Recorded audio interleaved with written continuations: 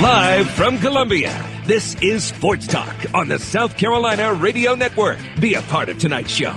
Call us at 800-956-7266 or email talkback@sportstalksc.com. Now, here are your hosts for Sports Talk, Phil Kornbluth, Kevin McCrary, and Tom Hayes. They run the ball extremely well and certainly very capable of throwing the ball. Their defense, very solid. Ellis Johnson's been doing it a long time, as we all know. And he's got an excellent bunch of athletes, well coached. So it'll be a challenge for us. They lost to Notre Dame, lost Florida State, lost Louisville, and Maryland. And all those teams obviously are having excellent years, and but they are coming off their best game. And good evening, everybody. Welcome into Sports Talk South Carolina Radio Network. Steve Spurrier, Dabo Sweeney, they are ready to rock and roll.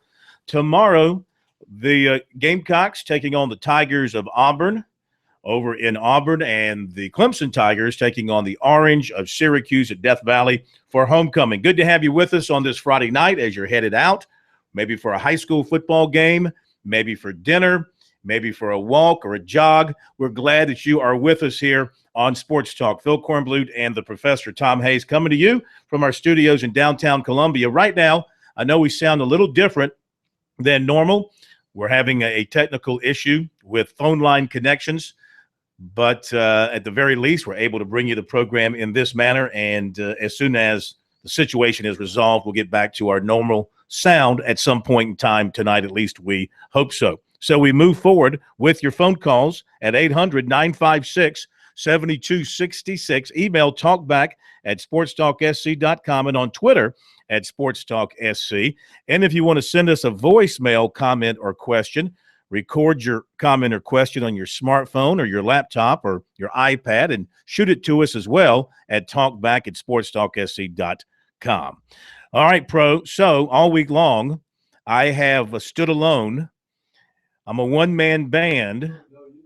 Remember the fan call yesterday? There's two of us. Yeah. There's two of us who think the Gamecocks, well, I'm not going to say win. Not going to go that far, but I think it's going to be a better game than everybody else in the world thinks it's going to be. Well, apparently two of the guys on the CBS Sportsline.com agree with you. They picked South Carolina to close. That's four of us. That's four of you. There's a few of you. I think probably, Corn, everybody's talking about Auburn's fast-paced running game, but I guess the interesting point is, yes, they do lay it on the ground, and South Carolina has to take advantage if they do turn the football over. The big discussion that hasn't been made is it's not Tiger Stadium in Baton Rouge, but, at night, Jordan Hare can be just as loud. And I think probably, if anything, that hasn't been talked about enough. That could affect South Carolina's offense. Now, I said before, I think Spurrier made a mistake a few years ago in Tiger Stadium at LSU of trying to audible at the last minute. You can't do it in that kind of loudness. So it'd be interesting to see how he sends in plays early if they stick with him once they're called. All right, final opportunity for you to join us tonight across the state and tell us what you think. Will the Gamecocks make it close? Will the Tigers get a running game going, Clemson Tigers, and blow out Syracuse? Your thoughts here on Sports Talk.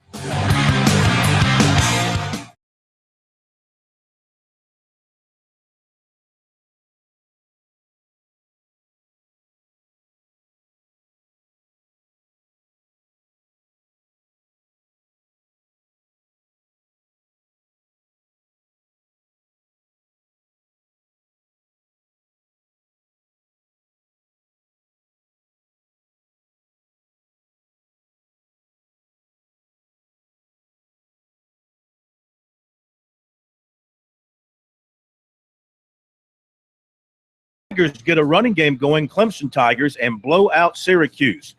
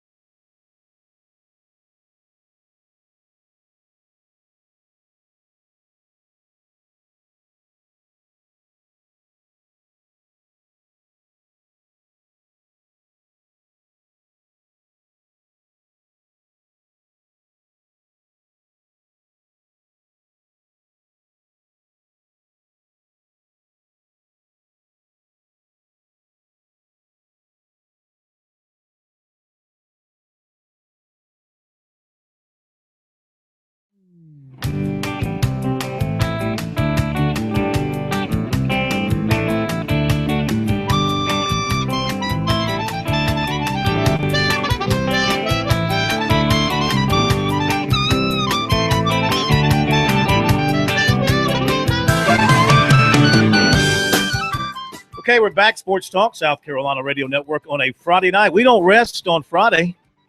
You know, a lot of sports talk show hosts, they just slide into Friday. Nice and easy. They wear ball caps and warm-ups and shorts. Not here. Oh, we got our ball caps on. Ball cap on. I have my Kangol on. Your what? Kangol. That's the brand name. Oh, cap. Gotcha. And you're wearing your heavy jacket, of course. It's not heavy. It's only like 75 degrees out there, but in here it's a little chilly. It's chilly in here. That's why air conditioning I didn't working put it on extremely until I well. got into this office.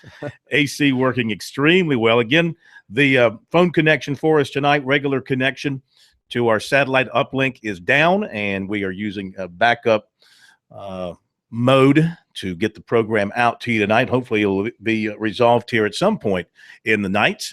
Certainly by Monday night, we'll be back to normal. Your phone calls are welcomed, 800-956-7266. If you have not gotten through to us tonight or this week, I'd love to hear from you and get your take on South Carolina Auburn. Pretty much everyone thinks that the Auburn Tigers are going to win in a walk. And I think most everyone thinks that Clemson is going to win easily over Syracuse. Syracuse doesn't really show us anything on paper that they can be a big problem for Clemson, starting a freshman quarterback who's only played in one game last week against Wake Forest. Mm-hmm. You really can't get a good judge on Syracuse from Wake Forest. Now, if their regular quarterback, Terrell Hunt, were playing, I might give Syracuse a little more respect. But he's out, and his backup is out, and now they're going to go with a true freshman quarterback, a little guy. He's under 6 feet. Boy, against that tough Clemson defense, you know they're going to be coming at him from all angles, and Brent Venables is really going to mix things up defensively. I imagine it's going to be a real long night for the Syracuse offense, and their defense isn't like Boston College and Louisville. Good defenses that can kind of keep the game within reach and hope that maybe you score on special teams or defense, or your offense makes a big play and scores. I don't foresee that. You might even see Clemson pitch a shutout in this game tomorrow night. It might be. The interesting thing is if this guy is a jitterbug like they think it is, Clemson maybe run out of gas trying to chase him, like chasing a gnat. It'd be interesting. No, jitterbugs don't really work against. If you're going to have success, you're going to have to run right at Clemson. You try to run east-west, I mean, their lateral speed is too good. Well, I'm talking about east-west, and then the ball comes out. A la what Murphy did last week. You know, you run around, and then suddenly he's still looking up the field, and then he chucks it. Yeah, that's Murphy. Murphy's a different quarterback. You know, he's a big-time quarterback, and he gives you a chance. I don't foresee that with Syracuse. We'll have the Governors here at the bottom of the hour for our football filibuster. David Shelton will be along to preview high school football tonight. We finally get back on the field tonight and off the field as far as the things that went on this week. We turn our focus to games on the field. And yeah, you should have a real early score coming up any minute now. And that's because Summerville had, started. Oh, you're correct. 6 o'clock. Yeah, they moved that game up to 6 o'clock. Mm-hmm. For fear of something stupid Unbelievable going on. And, we'll let you know as that game progresses. Maybe David is at that game. But we'll hear from him. And we have got Jamie Chadwell from the Charleston Southern Buccaneers. They play Coastal Carolina. Big one. And, because they lost to PC last week, it takes a little bit of the luster off this game. This game was going to be, PC proved that you shouldn't be looking past them. Yeah. And Harold Nichols and his crowd, that was one of the big wins for them in his time as the head coach. And still, Charleston Southern and Coastal Carolina probably eventually will settle the score in the Big South this year. The result of this game will be big towards that. And this is a revenge game, isn't it? Didn't Charleston Southern ambushed them last year when they were undefeated. And then they lost their next two, I believe. Mm-hmm. Everything that they put into that game, they just, didn't have anything left. And they missed the playoffs because of it. They were that close, and they let it get away from them. All right, 800-956-7266 is the phone number. Jamie McMurray has won the poll at Martinsville for Sunday's race. And he let's see here. I'm looking for the rundown. Oh, there it is. right where it says full Martinsville race lineup. You think that would jump out at me, but it did not. Jamie McMurray wins the poll at 99.905. He edges out Joey Logano, 99.605.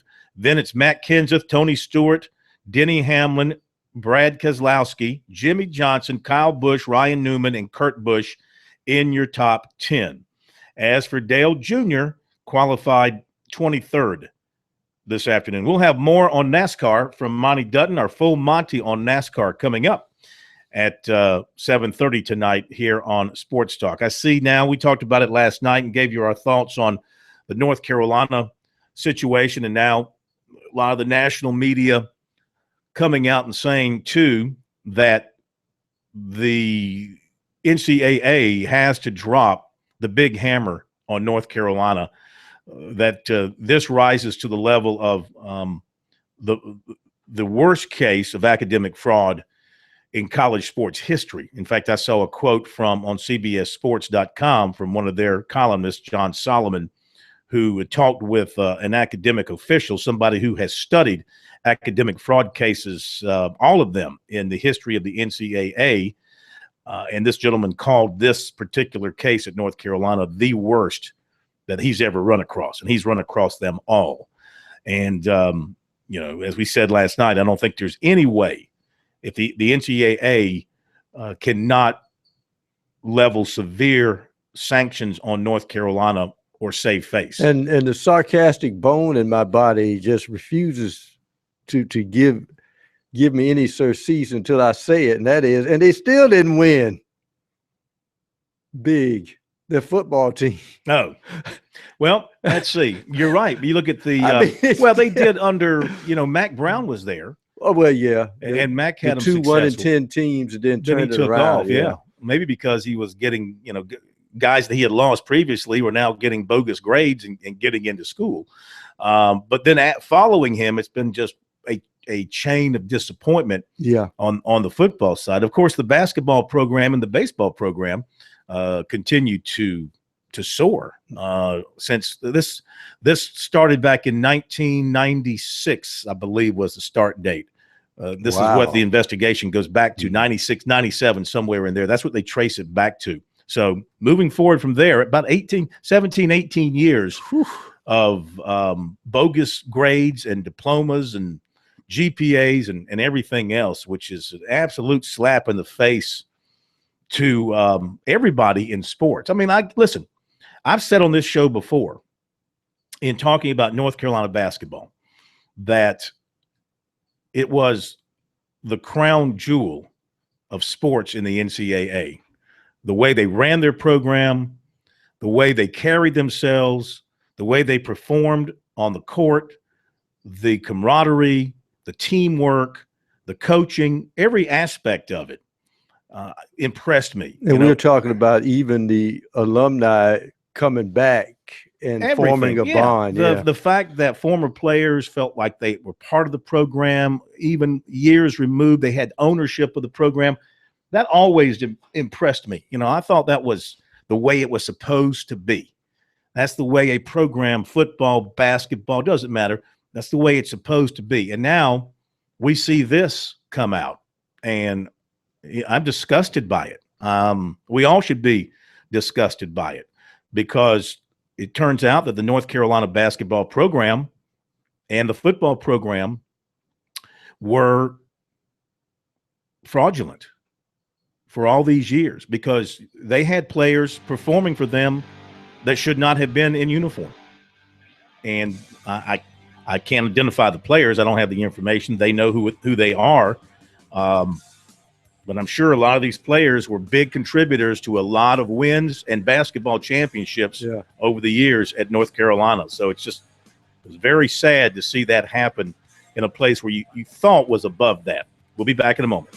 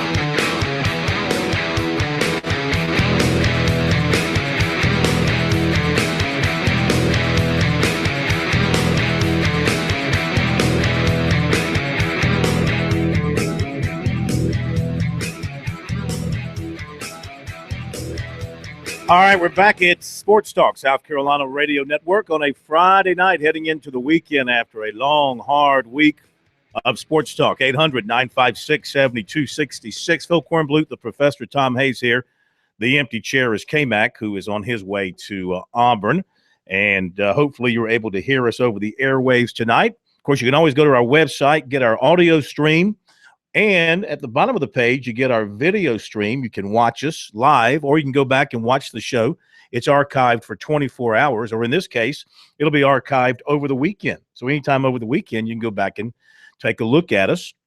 And that is at our website, sportstalksc.com. Coming up at the bottom of the hour, the governors will be with us, David Beasley and Jim Hodges, and we'll get their picks for this week. Very tight competition for the most part between those two, but this is usually the time of year when the governor starts to rise to the occasion. That would be Governor Hodges, the 10, 11, 12-time winner of the Corn Cup. As for the Sports Talk competition amongst the experts here, let's see. Last week it was Pro. You went 7-3, and I went 6-4.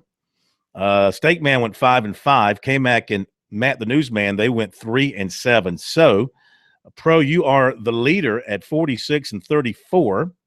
Me and Matt are tied at 42-38.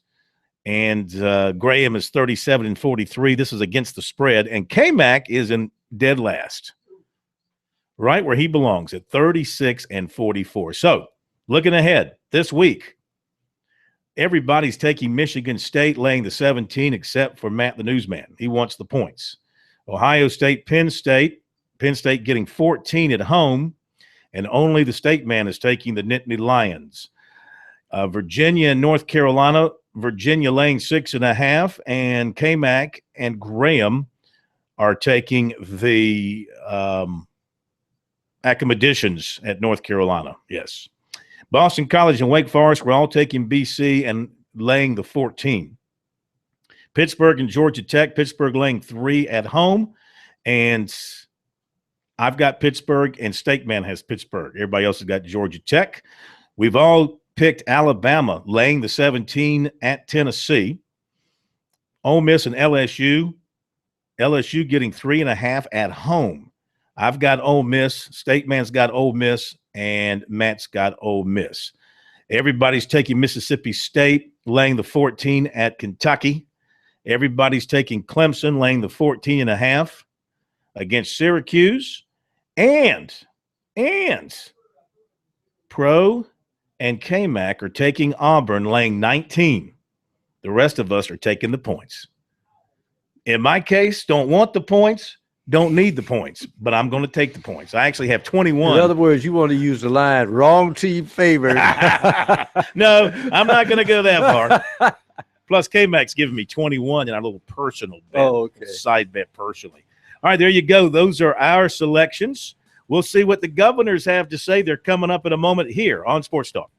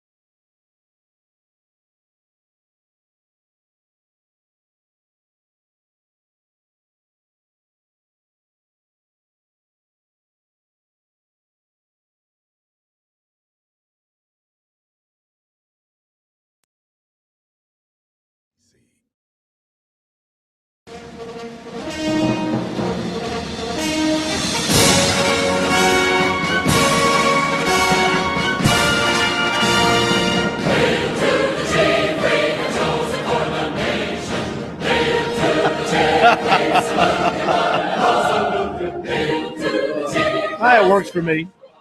It works for me. It's not our normal music, but nothing is normal on this particular Friday night. Welcome back into Sports Talk. It is time now for our football filibuster on this very nice Friday evening in the Palmetto State.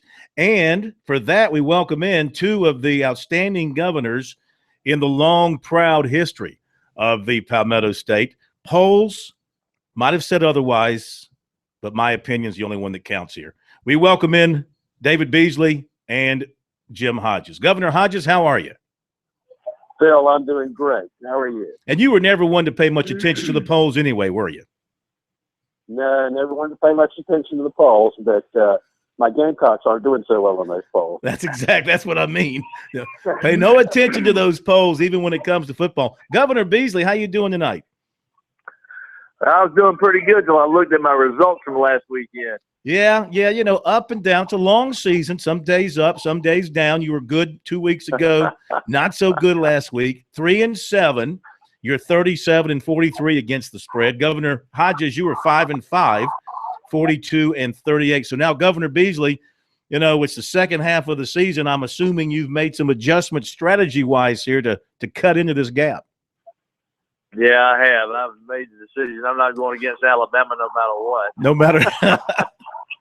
I know. I have learned that there's just certain teams you cannot trust, all right? Like Georgia Tech. I'll never pick Georgia Tech again. Can't trust Georgia Tech, so I'm never going to pick them again. There's certain teams you just can't hang your hat on here. Governor Hodges, you've got a 5-game lead. Is it four corners time for you? Not to use a North Carolina application at this particular point in time, considering what they're going through. But how do you handle it here down the stretch? I wrote a couple of papers this afternoon, and they mailed me a degree from North Carolina, so I'm feeling pretty good. Piling on. 15 yards for piling on. They deserve it. Of all the schools that lords it over everyone else, UNC has in the past. Well, listen, and I agree. And, I think this thing could have far-reaching repercussions. John Swofford, the commissioner of the ACC, he was the AD at North Carolina during the time all this was going on. Are they going to reach all the way up to him and bring him down? There's a lot of things that could go on in this particular case. But let's get to the point at hand here, and that is picking these 10 games. Are we ready? Ready. Sound like it. All right, Governor Beasley, here we go. We'll let you lead off because you're behind. So we begin with Michigan at Michigan State. And somebody went into the big house and painted the M green during the week. And don't know if that's going to fire up the Wolverines. They are on the road, but they're getting 17, Governor Beasley. Well, I think that's a lot of points, but I'm still going to pick Michigan State. They got too much going for them. So Michigan State. And they're coached by a former Gamecock, of course. Governor Hodges, you think what? Oh, I'm with Governor Beasley, Michigan State. Yeah. Not something big's going to have to happen at Michigan because they are in a way that they're not used to being, and heads may roll after this season again. How about Ohio State at Penn State? Penn State getting 14 at home. That's a little tougher one, but I'm going to go with Ohio State. I think Penn State could play a little bit better than people expect, but I think Ohio State will just they'll stay on their game to the end and pull it out by more than 14. Okay. You got Ohio State and laying the points. Governor Hodges. I think I agree. Ohio State's a bit better than Penn State, and they're clearly down this year, so I'll take Ohio State. Okay. Both of you taking the Buckeyes. North Carolina at Virginia. And let's see. It is Virginia laying 6.5. Governor Beasley. North Carolina defense is so bad. I just don't think there's even a hope or possibility no matter what happened last weekend. But I'm going with Virginia. Okay, Virginia laying the 6.5. Governor Hodges? I'm going to go with North Carolina. They've seen a spark of life the last couple of weeks. They've played pretty well. So I think the Tar Heels will – I don't know that they'll win, but they'll keep it close. All right, a little surprised at that, but you got the Tar Heels. Boston College at Wake Forest. BC on an moving up, upward trajectory. Thank you. Even though they lost last week, they look a little better. Wake is struggling. Wake's getting 14 at home. Governor Beasley. Well, just as North Carolina has no defense, Wake Forest has no offense. Mm-hmm. And Boston College, if Boston College's quarterback doesn't get hurt, I think Boston College, even with the number of points at Wake, I'm going to go with Boston College. Okay, you got him. And how about you, Governor Hodges? I think Wake has no team this year, so I'm going to take Boston College. I just Wake can play. If Boston College shows up, they should cover this. Okay, you got it. Georgia Tech at Pittsburgh. Up and down season for both of these teams. Pittsburgh is favored by 3 at home. Governor Beasley. I tell you, this is a tough one here.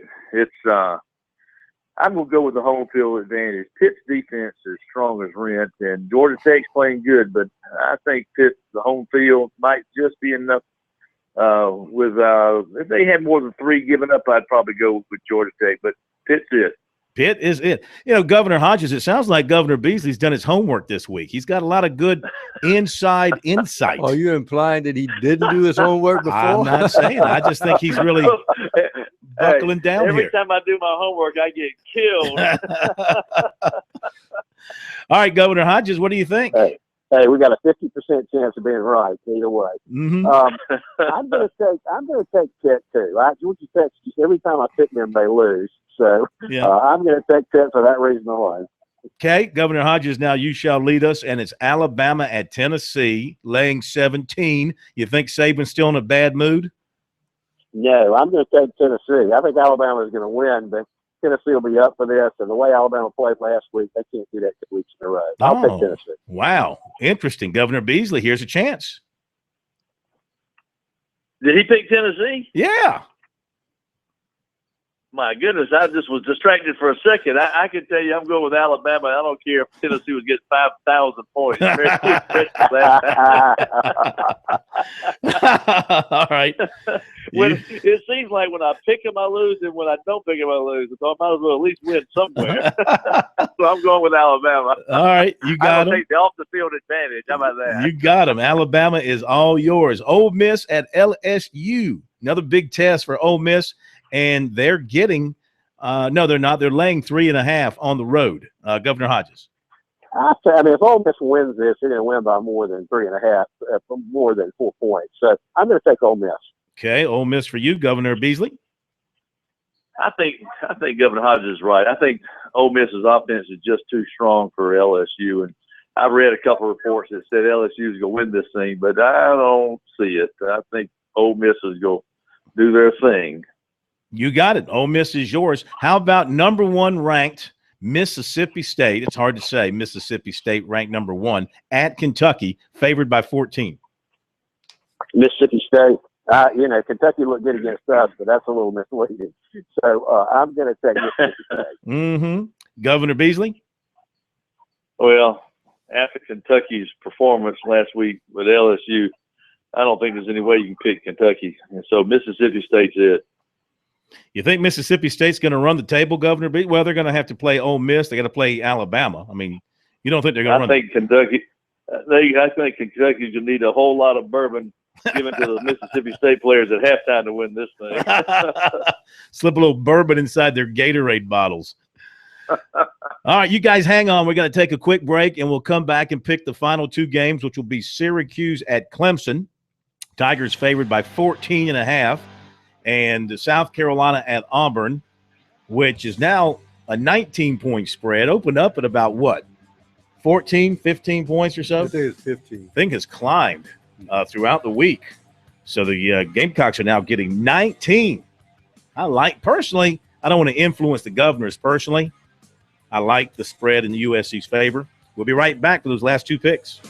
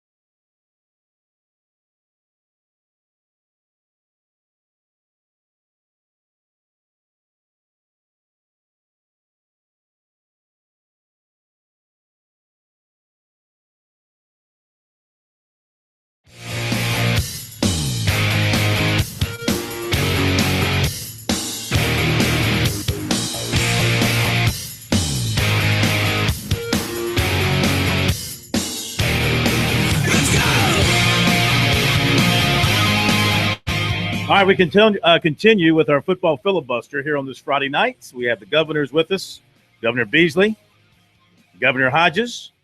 By the way, guys, bonus points for you here. Got an election coming up in, less than 2 weeks, right? Or 2 weeks from Tuesday? Is that when it is? Yeah, 2 weeks from Tuesday. Governor Beasley, what's going to happen with the election? Well, the people are going to vote, and the decision will be made. What else you want to know? That's spoken like a true really politician. Close races out. I don't think there's too many close races in South Carolina. But Governor Hodges, you see any stunning upsets, Governor Hodges?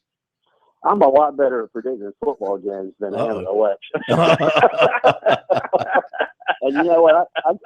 I get paid for my insight about politics. I don't for football. So, I'm gonna be like Stuart Taylor. If you want this, you gotta join my internet site. I hear you. Okay. Write a paper for him. Yeah. No free political advice. I get that. Okay. Let's move on. We have 2 games left. And first, Governor Hodges, Syracuse at Clemson. Tigers are favored by 14.5. The 100th homecoming up at the Valley. What do you think? Clemson's going to win this one big. I think even with their star quarterback out, Clemson ought to be able to cover this pretty easily. Mm-hmm. Governor Beasley, you going up for homecoming? Well, we were, but we decided that we go hang around here, work on the farm this weekend. But, you know, what people are forgetting about, Syracuse just ended their 4-game losing streak, and it was a massive victory over an extraordinary offensive team, Wake Forest. So I think unless Clemson were giving up 40 points, I'm with Governor Hodges. I'm going with Clemson. You're going with the Tigers. All right, you got them. And finally, South Carolina at Auburn, and the Gamecocks are getting 19. Is that enough, Governor Hodges, to entice you?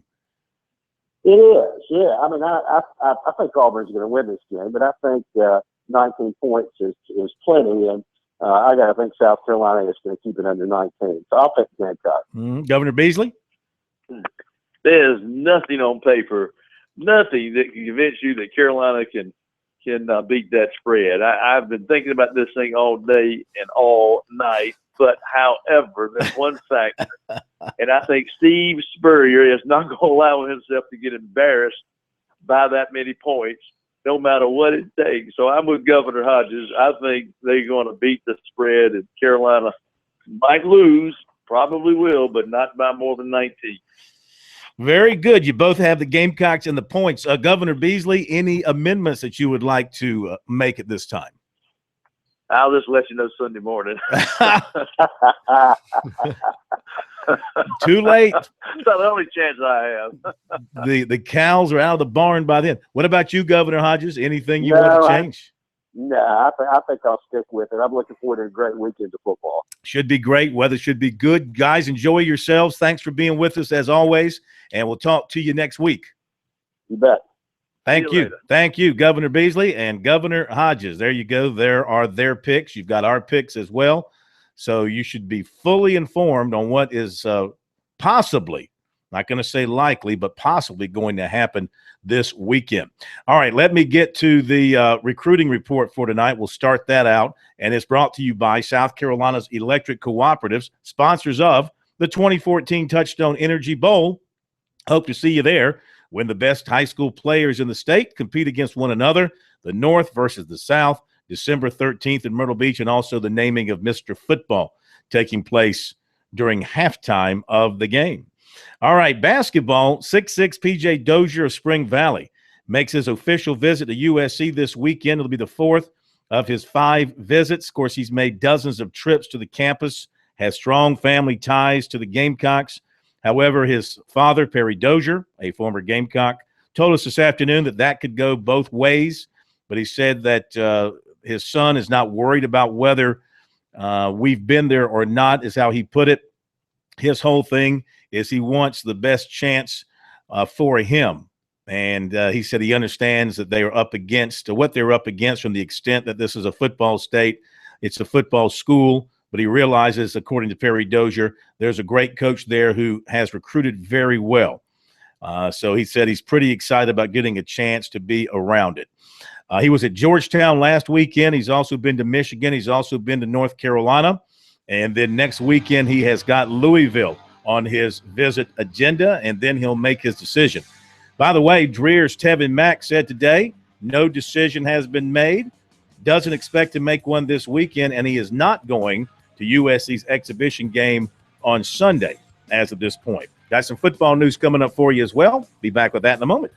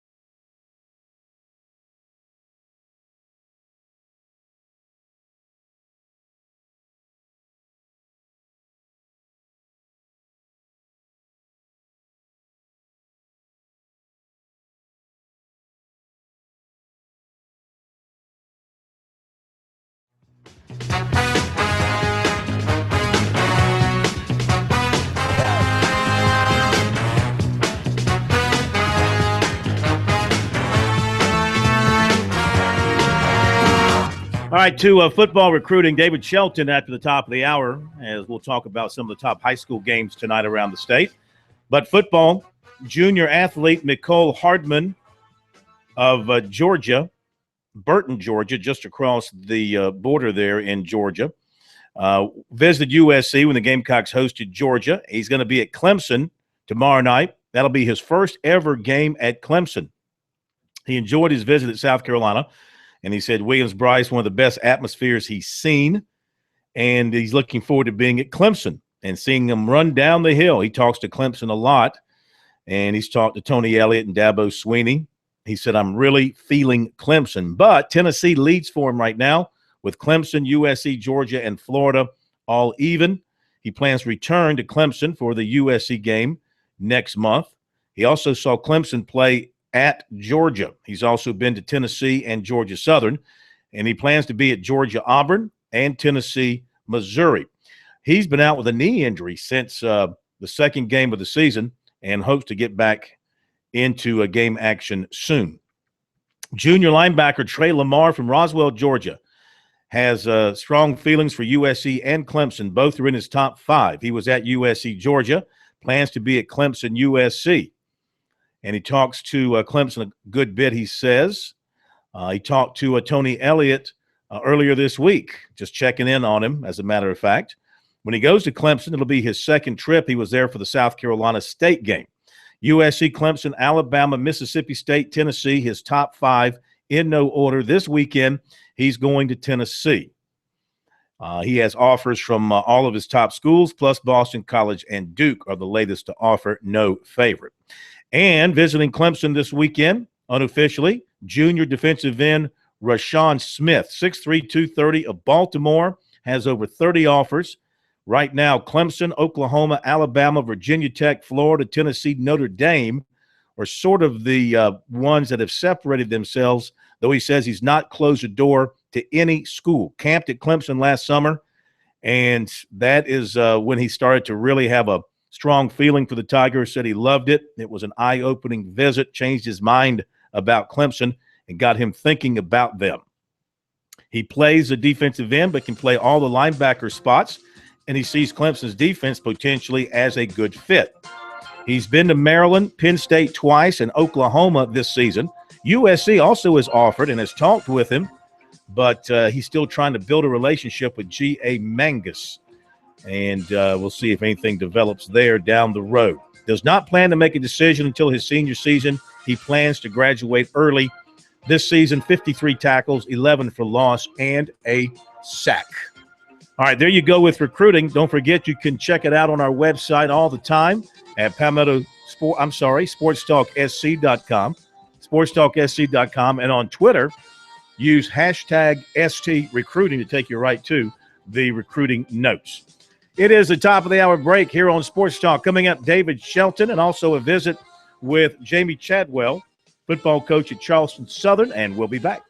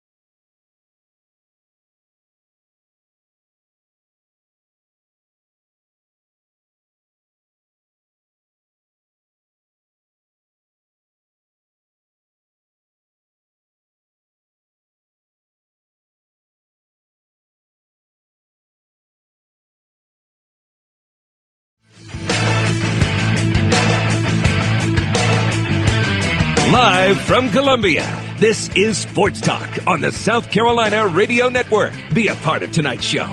Call us at 800-956-7266 or email talkback@sportstalksc.com. Now, here are your hosts for Sports Talk, Phil Kornbluth, Kevin McCrary, and Tom Hayes. And we're back at Sports Talk here on a Friday night. It's time for our high school football report for tonight, brought to you by South Carolina Farm Bureau Insurance. And we welcome into the program our good friend from the High School Sports Report, David Shelton. Before we talk about some of the key games, what a crazy week off the field in high school football it's been. Yeah, Phil, this was a week to remember. You got a brawl in Camden that resulted in some teams, basically they get to play out the regular season and they're done. And then you have the academic magnet situation, which I was fairly involved in down here. So I told Bobby Hart today on his show, I was glad it was Friday night and we could play football because I was tired of writing about all the other mess. Absolutely. And don't forget the Somerville situation. Well, yeah. I mean, that's not a football related thing, except for the fact that they had to move the game to 6 o'clock. In fact, they're at halftime by now. Yeah. But yeah, two gangs. I was just talking in the press box with someone about, that's serious business. Those gangs are, there's not 3 or 4 guys from Collin County and 3 or 4 guys from Lincolnville. There's a little bit of bad blood. So probably did the smart thing there. Hope nothing happens there. I hope that kind of gets done. But what it's done, I heard a little bit of the game on the radio, and there's hardly anybody there. So yeah. A Somerville Colleton County gate would have been huge, and it's homecoming for Somerville, and there was barely anybody in the stands. Yeah, I'm looking at a picture that was tweeted out by Channel 2 about an hour ago, which would have been right around kickoff. And why did nobody go to the game? One, because it was at 6 o'clock. I think the early start affected some, and some others probably were a little afraid. They didn't want to be, if something were to happen. But Somerville hadn't been drawing great all year, but that would have been a pretty good gate, I think, between College and Somerville. That's a long time rivalry. Yeah. All right, a couple of the big games tonight. It looks to me like that Dillon Loris game, at least on paper. Now we've said this before, and Dillon has killed Loris, but again, Loris has only given up 23 points the entire season. Can they hang against this Dillon offense that averages 48? They can hang. I think Dillon might score 23 tonight, but they're a good football team. But the thing is you're going to have to be able to score and keep up with Dillon because Dillon's going to score some points. I don't know if they'll score 48, but Dillon's the better team, the favored. But it's at Loris, and Loris is undefeated. You got to give them credit. Neither team has really played what I would call a demanding schedule. But I think it's going to be a good game. It's 2 top 5 teams, and 2 teams that'll do well in the playoffs, I think. All right, give me some quick winners. Myrtle Beach at Georgetown. Myrtle Beach. Broome at South Point. I'll go with Broome on that one. Belton Honeypath at Wren. I will go with Wren. Too much offense. And last, West Side at Lawrence. Well, that's a close one, but I'll go West Side. Thank you, my friend. Have a great weekend. David Shelton, High School Sports Report. Back in a moment.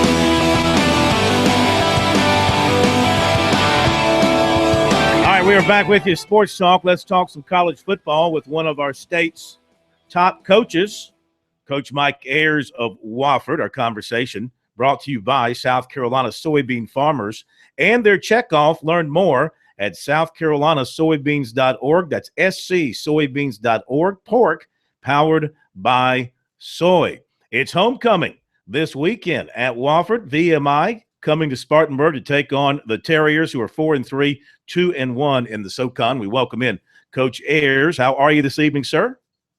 Doing well. Always good to have you with us on the program. Yes, sir. You've had kind of an up and down start to your season. We head to the second half, 4-3, 2-1, some changeover at quarterback and things of that nature.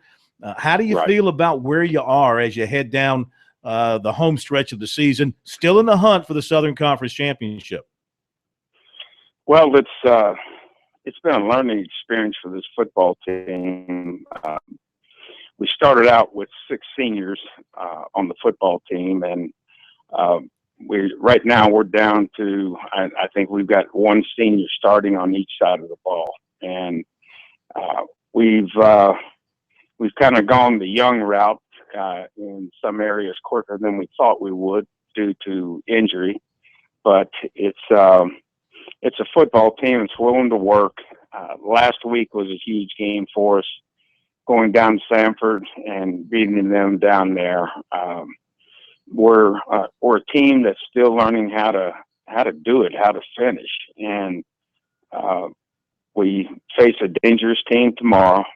VMI is a team that, when you look at their record, you say, well, this is not going to be very difficult. Well, in reality, it scares me to death. And you have a quarterback that has an unbelievable skill set. Last week, I think he threw 6 touchdown passes and threw for well over 350 yards. And anytime you have a guy that can do that, that's a dangerous football team. And we've got to be a team that we got to keep going, keep building, keep maturing, and keep getting after it. And the game is one of those things where if you do certain things, you're going to win. If you don't do certain things, you know you're going to lose. It doesn't matter what the skill set of your athletes is. It comes down to you've got to be able to tackle well. You've got to be able to block well. You've got to be able to play the scheme, fit the gaps, do your job. Mm-hmm. And way too many times in critical situations, we haven't done that. We've had the 2 games that we lost, we fumbled in both instances on the 6-inch line. You can't do that and expect to be a champion. And hopefully we've learned our lesson. Hopefully we'll come ready to play tomorrow. And looks to be a great day as far as weather. Mm-hmm. But other than that, I couldn't tell you. Well, you sound focused. You sound like you've got your game face on and you're ready to kick it off right now. I've been ready to kick this one off, and the reason is you have an opportunity, and it's scary to think that one player or one play can deter you from a goal that 100 guys and a whole coaching staff have worked to, and you don't come up with a play, or we come up with a bad call, or whatever it is. And we've got to be dialed in tomorrow. We've got to come with a great deal of intensity, a great deal of emotion. We've got to play the game fundamentally. It's got to be physical. We got to win the physical battle. And hopefully last week helped us understand a little bit better.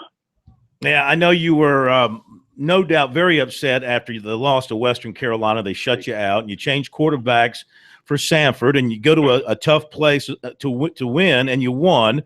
So do you stick with Waymer at quarterback going into this game against VMI? Right. Michael's our guy.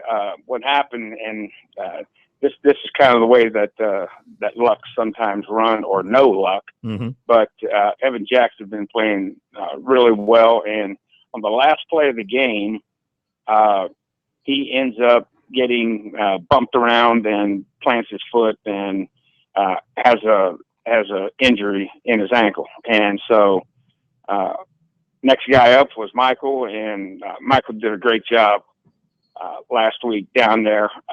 That's a tough place to play, and the last 2 times that we played those guys down there, it was a double overtime loss, and up here, I think they beat us right there at the end. So it was good to get there.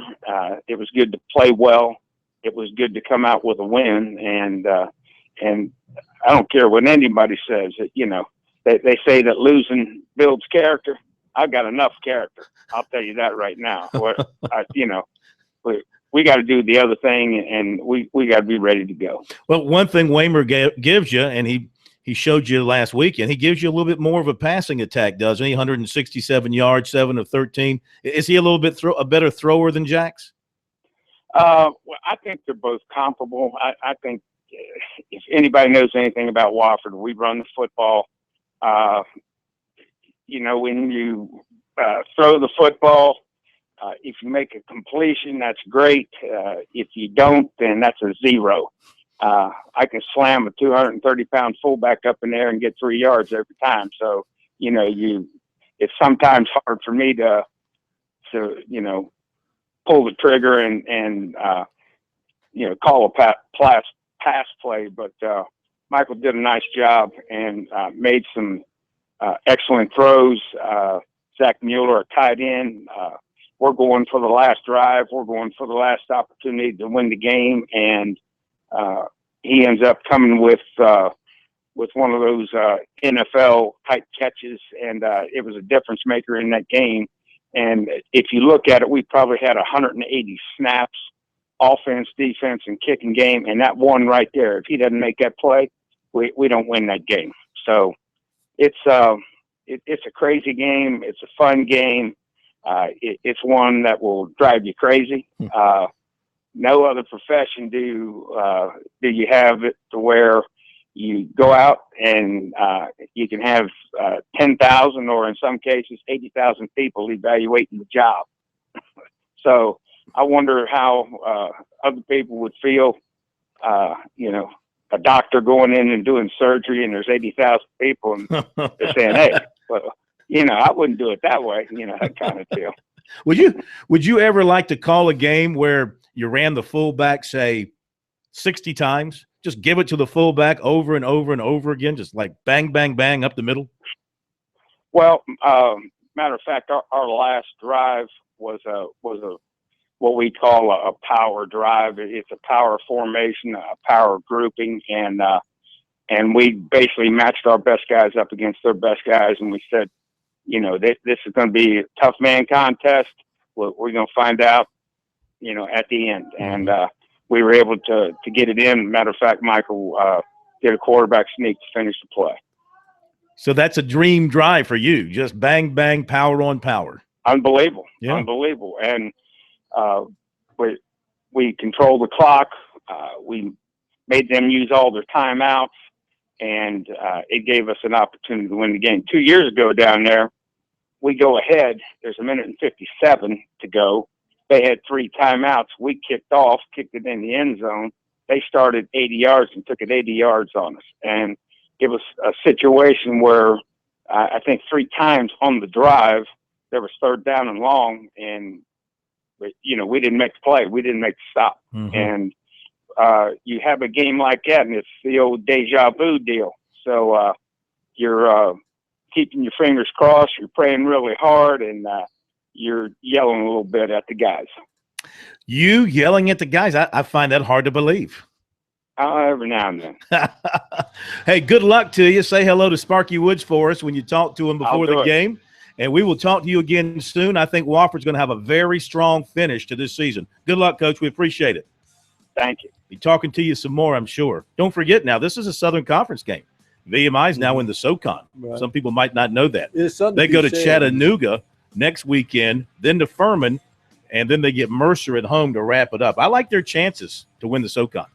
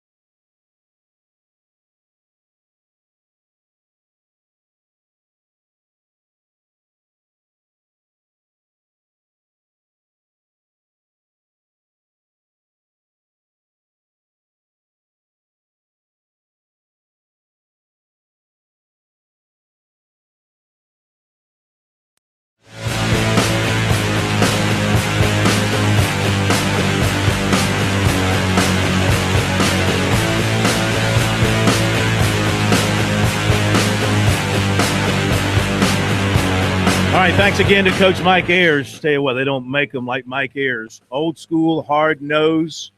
And you can tell, when a coach talks like that, it's because he thinks he's got a chance. He thinks he's got a chance with this team to do something special. And for them, that's getting back to the playoffs after missing it last year. And I think he looks at his schedule. He sees his team, what he has, and I think he sees an opportunity to get to win the championship. Right now, Western Carolina, the surprise. What a turnaround year for them. I mean, they've been the bottom of the league for a long time. They're 3-0 in the Southern Conference, 5-2 overall. They do have that impressive win over Wofford. Chattanooga is also 3-0. And then Wofford sits in third at 2-1.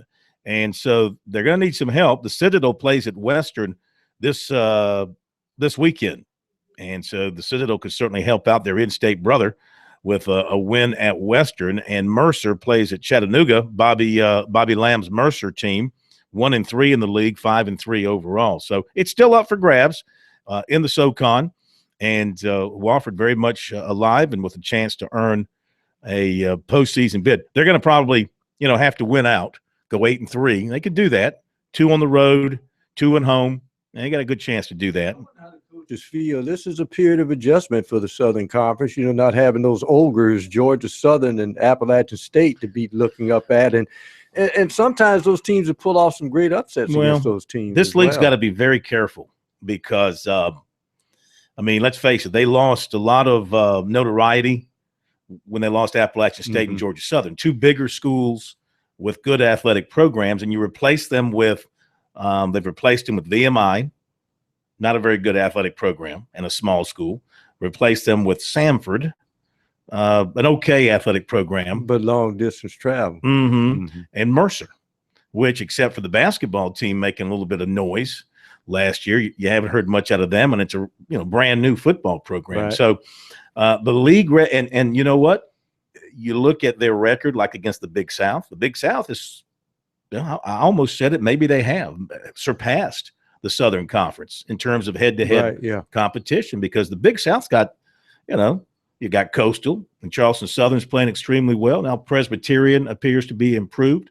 Monmouth's not bad in football. So the Big South has picked it up. The Southern Conference, it doesn't help that obviously now the flag bearers of the league really are, of course, we're prejudiced here, but really are the South Carolina teams, Wofford, Furman, and the Citadel. The 3 legacy teams in the league. Wofford's good, Furman's down, Citadel is down, in their first year under Mike Houston. And you got, so those teams, they've got the other 2, Wofford's there, the other 2 have got to pick it up, and it's not going to happen this year, but maybe next year the 3 of them will be strong altogether. In a tug of war, what do you see? Because let's face it, with gnashing of teeth, the Southern Conference, I think behind closed doors, we'll whisper that they really need to pull in at least Southern and Coastal Carolina. But some coaches don't want it. Who was the first one you said? I said Charleston Southern and Coastal. Charleston Southern as a group, and Coastal. Yeah, as a interesting thought. Yeah. Never thought about Charleston Southern.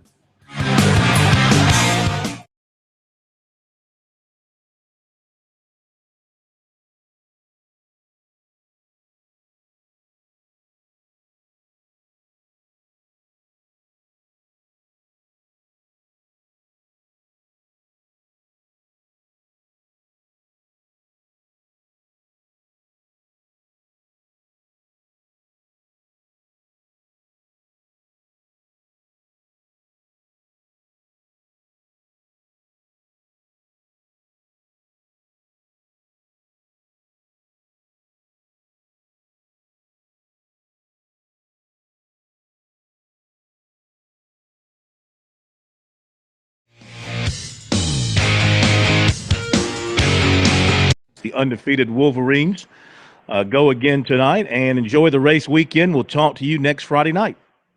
Thanks for having me, Phil.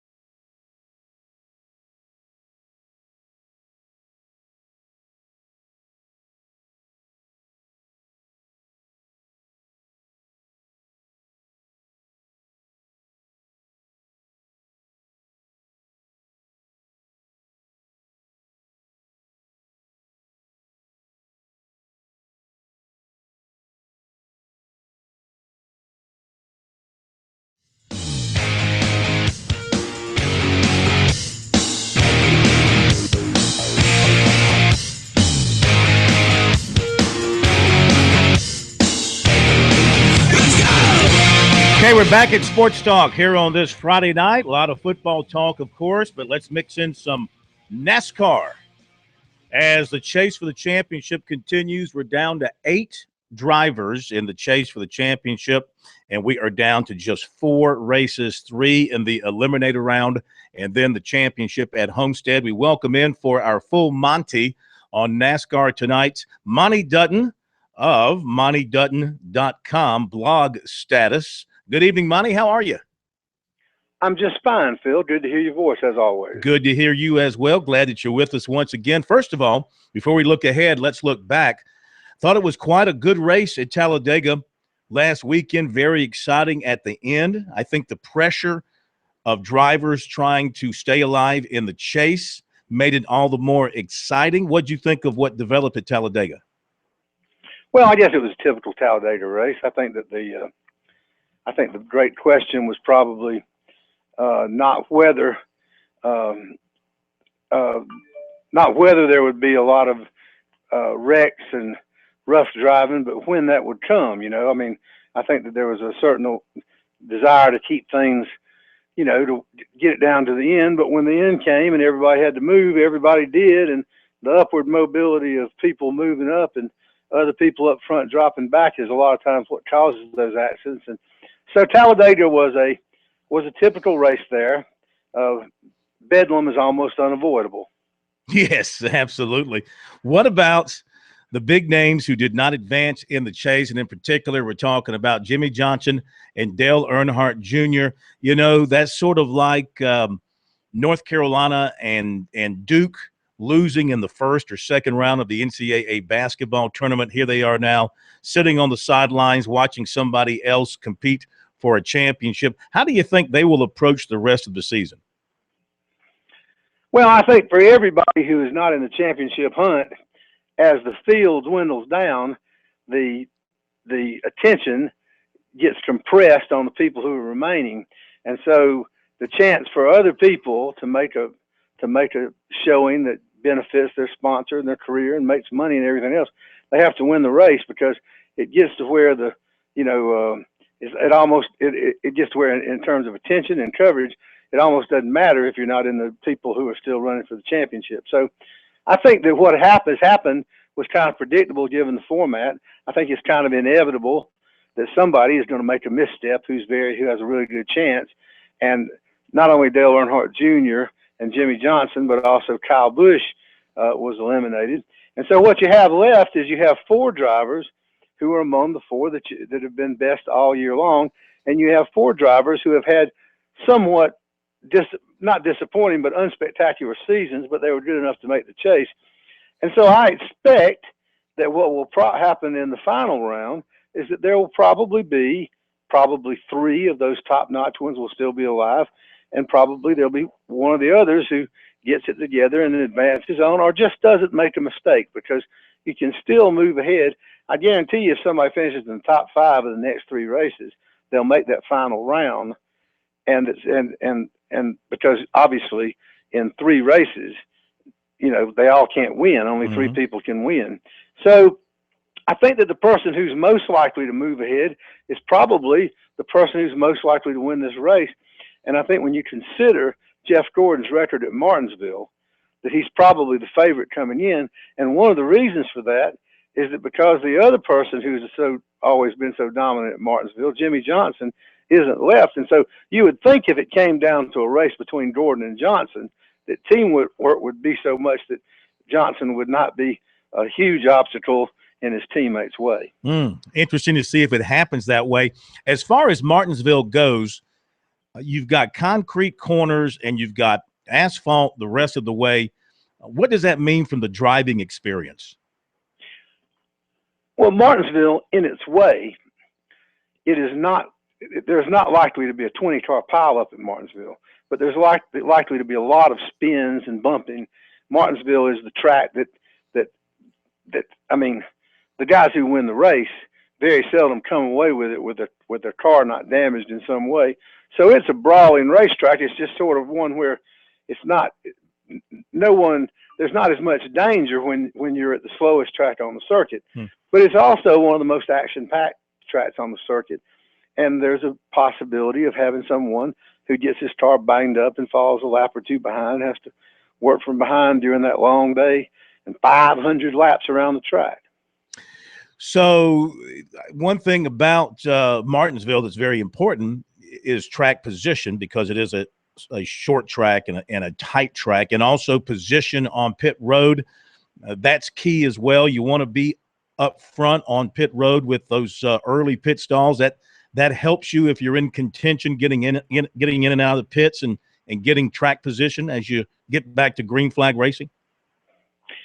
Martinsville, just because it's so tight, the pit stalls go all the way around turns 1 and 2, and there are a lot of spins that happen on pit road when one car is coming out just as another is coming in and gets clipped. So that Martinsville probably has more peril on pit road than any other track. There's peril everywhere at Martinsville. I mean, I think it's great fun. I've always thought that Martinsville was the track that you're sort of most rewarded.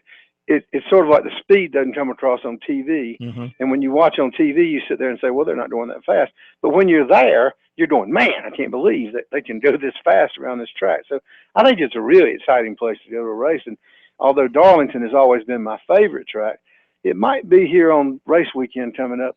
I've just been thinking today about how Martinsville might be the place that I probably miss going to the most. Yeah, and this time of year with the leaves turning colors in the foothills there of Virginia, it's got to be one of the most picturesque tracks in NASCAR, especially this time of the year. Yes, it always is. Martinsville is the only racetrack that I know that could be described as quaint or charming, because it always the track has dogwoods blooming around it, and there used to be a pond behind the third and fourth turns, but those are gone. There's a big old high-rise grandstand right now Mm-hmm. that I've always thought looks like the one in the turns 3 and 4. It looks like a stand that would be behind the plate at a minor league ballpark. Mm-hmm. All right. So are you looking at Gordon as the most likely winner of this race, or could it be maybe a Denny Hamlin who's in the chase? Denny Hamlin has an excellent record at Martinsville, Yeah, but he has not done as well lately. He has 4 victories at Martinsville, but it's been a while since they had, and the Hendrick cars have sort of moved to the front in recent years. But I don't think, Keselowski has been fast up there in practice, and there's a lot of people that can do well, but I think over the 500 laps, you got to look at the people who've been masters there before, and I think that Gordon and Johnson have the best record, and also have the best record in the time leading up to this one. All right, last thing. I got about a minute to go. Silly season. Is that right around the corner? There hasn't been a whole lot of driver movement here so far this year. When's that going to heat up? I think that the whole season's silly for the most part now. But the big move, of course, is Carl Edwards moving over to Gibbs next year. And there are going to be some changes, and there's going to be some changes that are based on the presence of sponsorship and things like that. Maybe, one team adding somebody because they have sponsorship, or maybe another team that drops one of its cars.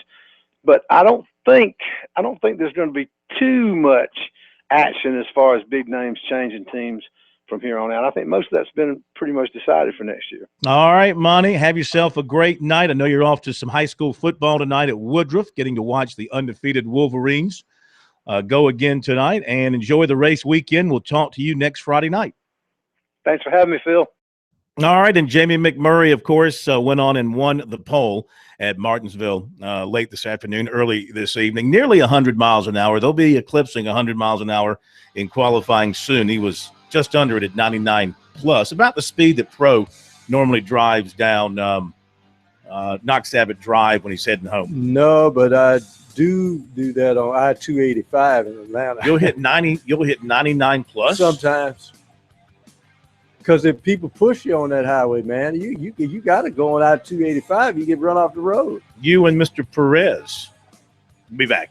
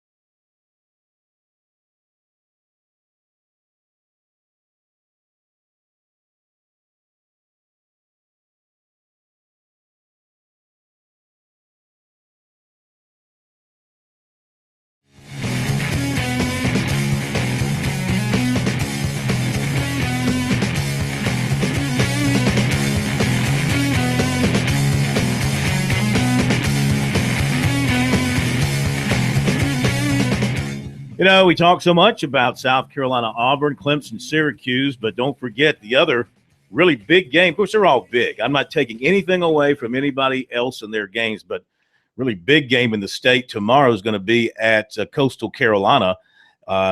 Coastal Carolina for homecoming, hosting Charleston Southern, 3:30. Huge game in the Big South. We welcome in Coach Jamie Chadwell from Charleston Southern. Coach, how you doing tonight? Good to have you with us. Phil, I appreciate it. We're doing well. Well, you know, thought this would be a battle of Big South unbeatens when it rolled around. Not going to be the case because PC came in there and, boy, they D'd you guys up last week. Yeah, they did. It was, you know, that wasn't the playoffs. We thought we'd come in here 1-0 as well, but you know, didn't play well enough to get a victory. Had a chance there at the end of the game. Got on the 1 yard line, couldn't get in to finish it.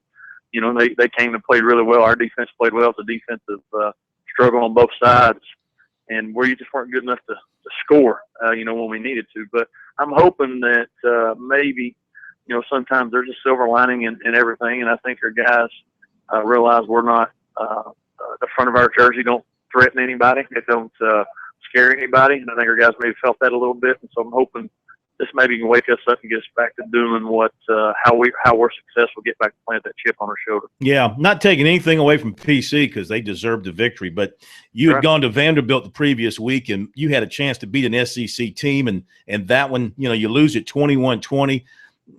Did you leave a little something extra on the field there in Nashville that you just couldn't get back in time for the PC game? Well, I hope not. You know, I think that would take away from, you know, what PC came and did. I feel like our guys played hard. I don't feel like we just executed the things we needed to. The Vanderbilt obviously was, you know, we put a lot into that and felt like we really had a chance to win that one. And that did take, you know, I'm sure something out of our guys. But when you're playing your first conference game, you're playing homecoming, that shouldn't matter. And so I think we were ready, prepared. We just didn't do the things necessary to get a win. And so hopefully, as I mentioned earlier, I think you'll see us play looser now that maybe we're not this team we, you know, think we were at that time. Tell you what, you have played a stretch of some really tight games. You beat Newberry by 6, then you had a nice spread win over Campbell, but then a 2-point win over Citadel, overtime against Charlotte, 1-point loss to Vandy, 4-point loss to PC. So, I mean, you've had some really tight games. Has your team benefited from the pressure that's created in being in these fourth quarter type kind of games? Well, I think so. You know, we've had over the last year and a half a really good record in 8 points or less games. In fact, until the last 2 weeks, we were like 8-1. And so I think last week was the first time, Phil, that we actually maybe felt a little pressure on us. Mm-hmm. Normally, I felt, you know, when in tight games, our guys feel like, you know, somebody's going to make a play, and we've done that. And in the last 2 weeks, we came up short. But we feel confident in those type of games. Most of our games that way. If you've seen most of our scores over the last year and a half, they're all relatively tight. So I think we will benefit from that. So if we're in another tight one here, which we hope, you know, well, I hope we blow them out, but I don't think it's going to happen. But if we're in a tight one, I think our guys will feel comfortable saying, "Hey, we've been here. We know how to find a way to get a victory." Coach, you looked at Coastal Carolina's offense last year. They run the big guy, Taliaferro, and they do a lot of play action off his running. Are they doing the same thing this year, or you see anything different they're doing offensively? No, they're very similar. Their quarterback is a special player. He's a dual threat guy, and can beat you both ways. And the running back, he's not quite as big as the kid last year, Taliaferro, but he's so much faster and more elusive. So I think he actually brings a little bit different element to them, where Taliaferro might beat you 5, 10, 15, 20 yards. The running back they got now, if you miss him, he might take it 80. And that's added a little different dimension to them. They're not as good outside at wide receivers. Obviously, you know, one of them playing in the NFL right now. They're not as good out there. They're still capable, but that running back just gives them a home run threat that they didn't have there. And so they're tough to defend. So we're going to have to do a good job of hopefully hemming him in and make them actually earn their points. When they beat people, they get quick drives, and we got to try to make them execute down the field. Still feel good about Austin Brown at quarterback, even though you guys only scored 3 last week. You still like the way he's running your offense? I do. I think he's he's putting a little more pressure, added pressure on himself than what he needs to. I think he feels like we've had some injuries at our wide receiver position, and we've been struggling out there a little bit with just some depth and some things. And I think he's felt some pressure and trying to do too much. And when he's just letting the flow come to him, he's playing pretty well. The last week he didn't play his best game, and I think he tried to jumpstart the team and do some things too much. But when he's himself, he helps us be successful. And so we hope that he gets back to that. I think you'll see Danny Krogan actually play some this week. He's been injured basically all year. But this is the best week that he's felt. All right, Coach, hang on 1 second. I'm going to take a quick break and come back and wrap it up with you. We'll be right back with Jamie Chadwell.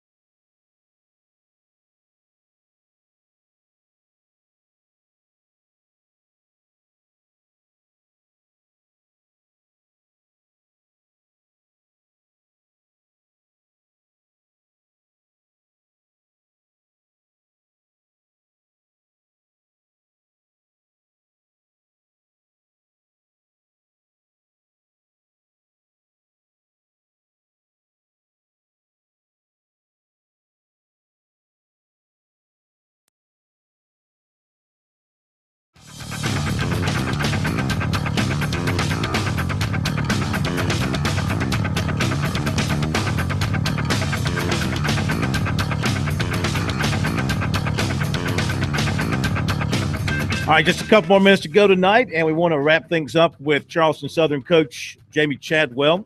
Buccaneers getting ready to head over to Coastal Carolina to take on the Chanticleers in a big game tomorrow afternoon. In fact, making their way over to the Conway area now. So Coach Shard had to jump in there for a hard break. I did want to ask you, though, you beat the guys last year at your place. It was a terrific football game. This rivalry between Charleston Southern and Coastal now, it's become pretty special. Coach Mogley has done a fantastic job with his program. Just how big in your eyes has this rivalry become? Well, I think it's become huge. I think it's, especially with us, being able to compete with them, winning some games that we needed to have, it's become viable at the FCA level because of the success they've had nationally. And then what we're trying to do with our program, having some success here recently. I think it's becoming one of those, it's almost like a Carolina Clemson, at least among our fans, not Austin State, but sure. And we're glad that because I think it's important for the Big South to have marquee games. We're the FCS game of the week nationally tomorrow, and I think that speaks a lot about our programs and our conference. For sure, for sure. Will you take a pretty good number of fans with you? We will. We usually we have a good contingent that travels with us, that supports us, and I think obviously being close here, I think we'll have a really nice crowd there. So I think we'll have enough to make some noise when we score, hopefully. Well, listen, good luck to you. Should be a heck of a ball game. We'll see how things turn out this time around, and we'll talk to you again later on in the season. Thanks for your time. Thank you, guys.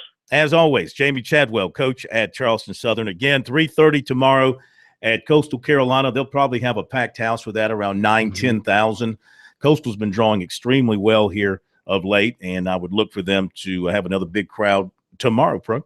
Okay, and it's going to be a great one because I think probably they recruit some of the same players, and nothing, kind of fuels a rivalry than an upset. And I thought that was a big one last year in the Big South. And, well, there's going to be a little payback they're looking for up there with the Chanticleers. I would agree. All right, let's update some high school football. And Dillon has a 14-7 lead on Loris, and that game is late in the first quarter.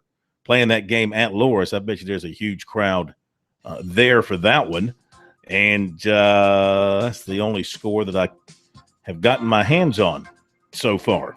Well, I tell you what, that Somerville game, we may have to go back to the old system of calling the police station to find out who won the football game. All right, here we go. I got some other ones here. Okay. Let's see what I can pick up. Now it's 21-0 Dillon.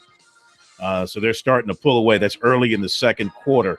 Lamar, 13-6 over Great Falls. OW over Hilton Head, 14-7. White Knoll, 7-3 over South Aiken. Bishop England, 21-8 over North Charleston.